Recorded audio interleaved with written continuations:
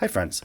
Last week I had the pleasure of attending the debate between Trent and Gavin Ortlund live in Steubenville, and although I'm not normally one to comment on current affairs, so to speak, I have heard so many differing reactions to the debate since coming back home that I felt compelled to share just a few reflections because I think that they apply not only to this debate in particular, but also to the category of debates more broadly.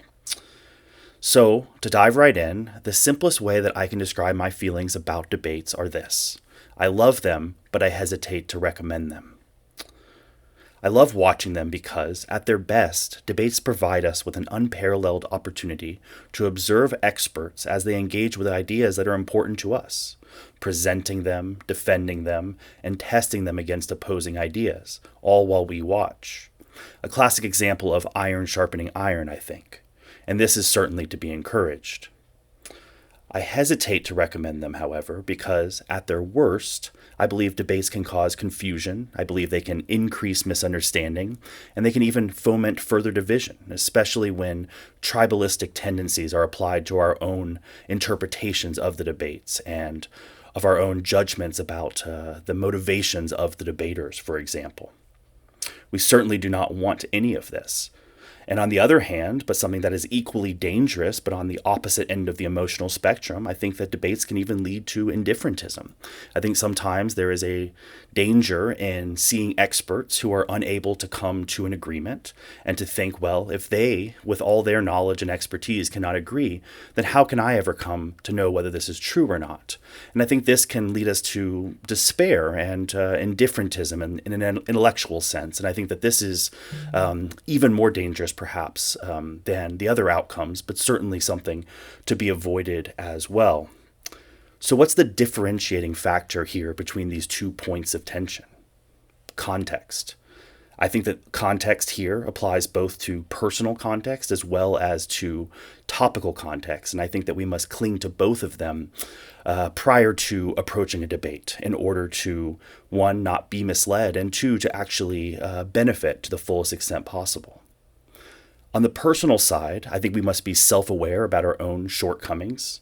We must be self-aware of our own biases, our emotional gut reactions, if we have tendencies to react poorly to something. I think we need to be mindful of those to avoid letting them poison the well and alter our perception of the debate. Without topical context, on the other hand, I believe that even the best rhetoric becomes indistinguishable from diatribe. In a sense, if we don't have that context in mind, how do we know if someone is presenting truth or simply ranting? In a sense, the lines become so blurred that any true takeaways become useless or impossible, I should say. So I think, again, truly, context is key. With context, we see that substance and presentation can intermingle without convoluting. So if we have the context, we can actually separate and distinguish between what is substantive and what is rhetoric, what is presentation, and what is the actual content being presented. And I think that we can benefit greatly from both sides of that. If we Now, before moving forward, it's impossible for me to unpack any debate without first reflecting on the intersection of content and rhetoric in a general sense. That is to say, what is being discussed versus how it's being presented to us. I think this is key for any debate, and I think it became very evident in the debate between Trent and Gavin that this was a necessary component for anyone in the audience to have. If we mistakenly think that a debate is merely a combative exchange of ideas, I think we run the risk of being deceived by clever words as they're masterfully being spun. To go the opposite direction and think of a debate only as two people who take turns ranting is to undervalue the potential substance of the event. In either case, I think we do ourselves a disservice if we hold to those views. So, how should we think about a debate as a category? In short, I believe it is both the what and the how at once. It is substance and presentation, content and rhetoric, all wrapped into one. As a result of these dueling streams, the potential impact of a debate is as positive as it is confusing. Now for some good news. Let's say you do know yourself and you are familiar with the topic being debated. Well, then, I'd say you are equipped to dive in and search for pearls, and I believe there are many to be found. That's because in a debate, we don't see ideas presented in isolation. The real benefit to us is seeing how they interact with other opposing ideas. When the specific context is kept in mind, witnessing such interactions between ideas is invaluable.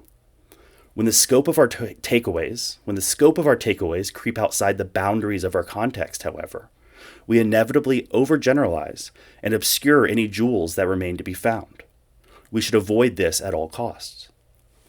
The work I do with my apostolate across the Tiber has shown me how much context, optics, and perception matter when it comes to engaging with these ideas, because ultimately we're engaging with people who are engaging with ideas, and I think that's a key distinction. We must remember that debates have a narrow scope by design, but the flip side is that they can display exceptional depth in their treatment of an idea. In other words, debates are designed to focus heavily on a particular and narrowly defined set of ideas, rather than to make comprehensive defenses of an overarching worldview. That's why definition and clarification are so crucial for making headway in any of these conversations. I believe these principles were on full display in the recent debate between Trent and Gavin. For someone well versed in the topic of Sola Scriptura, for someone who knows where the two debaters were coming from, and for someone who was able to identify when the speakers were actually talking past one another and not to each other's points, I think the debate was both educational and inspirational.